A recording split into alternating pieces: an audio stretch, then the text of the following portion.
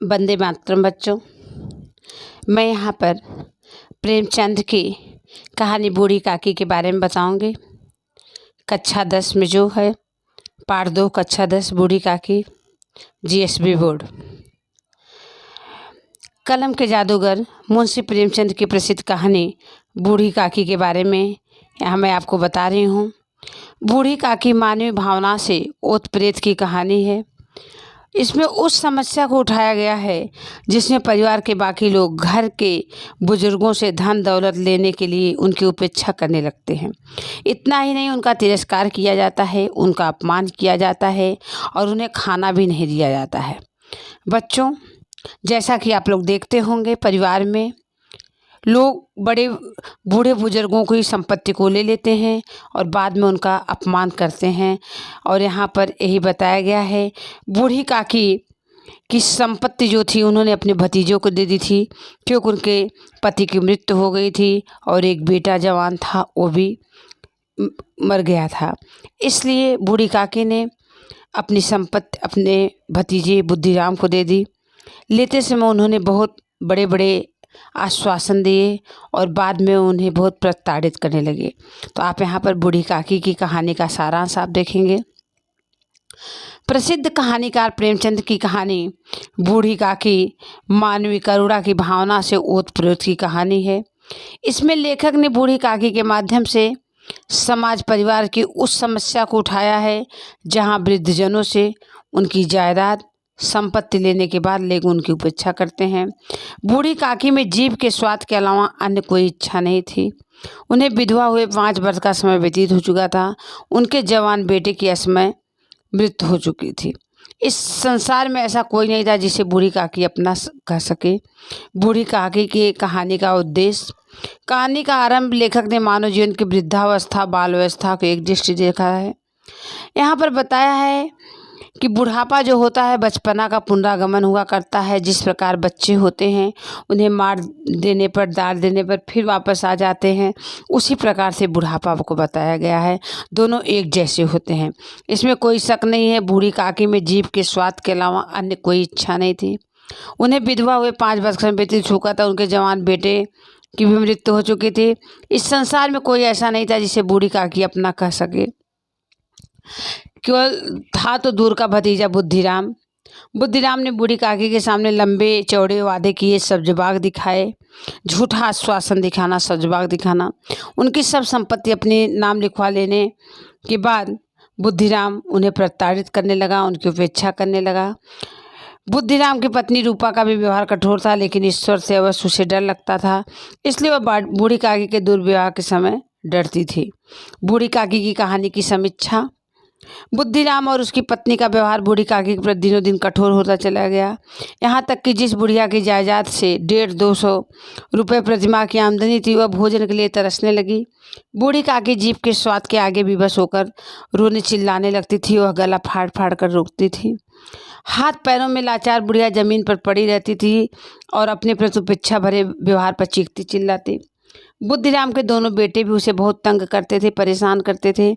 यहाँ तक कि बूढ़ी काकी के ऊपर मुंह का पानी उड़ेल देते थे, मुंह में पानी डालकर कुल्ली कर देते थे,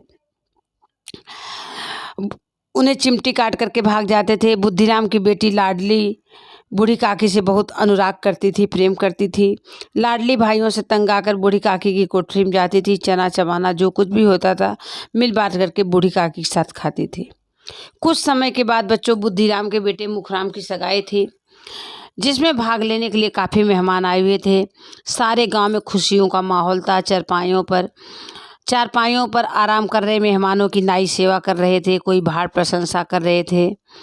रूपा को औरतों से फुर्सत नहीं थी, दौड़ की इधर उधर भाग रही थी।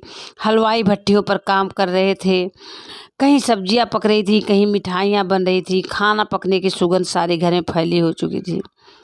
बूढ़ी काकी की आंखों के सामने लाल लाल फूली फूली पूड़ियाँ दिख रही थी।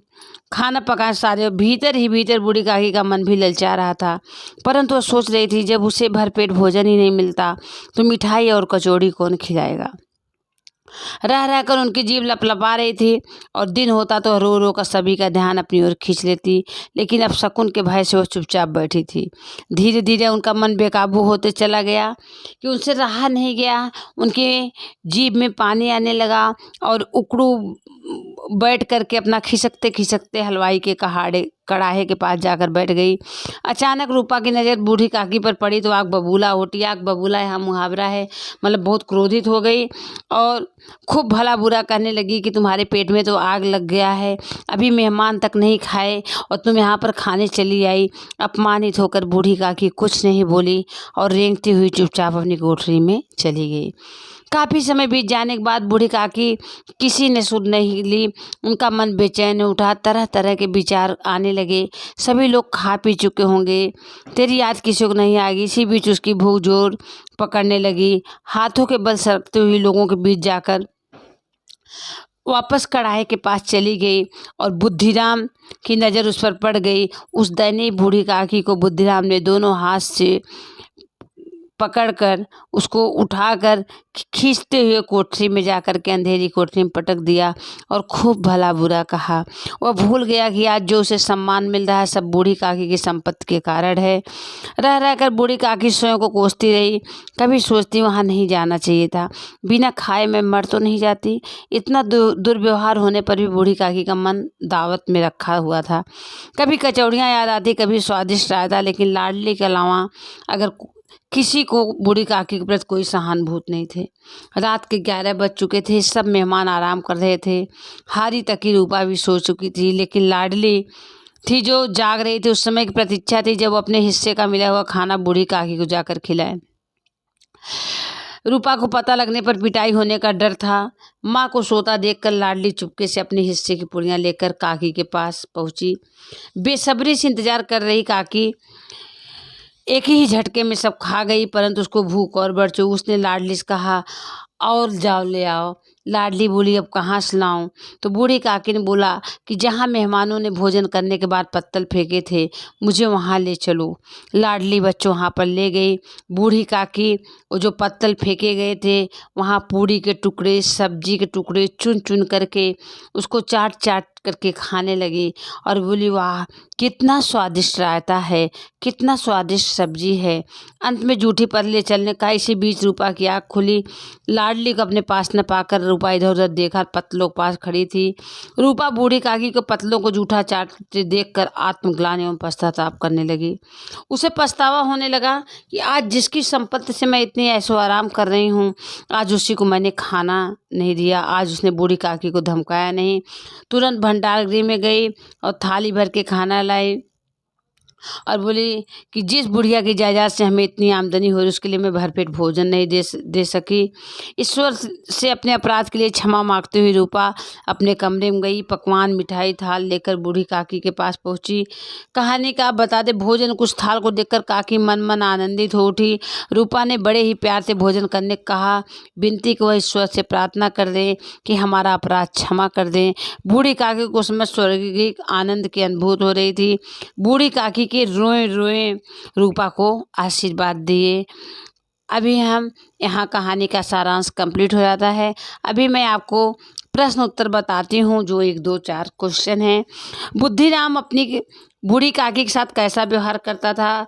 बुद्धिराम जो बूढ़ी काकी का भतीजा था, बूढ़ी काकी पर बड़ा कठोर और बेगानापन का व्यवहार करता था।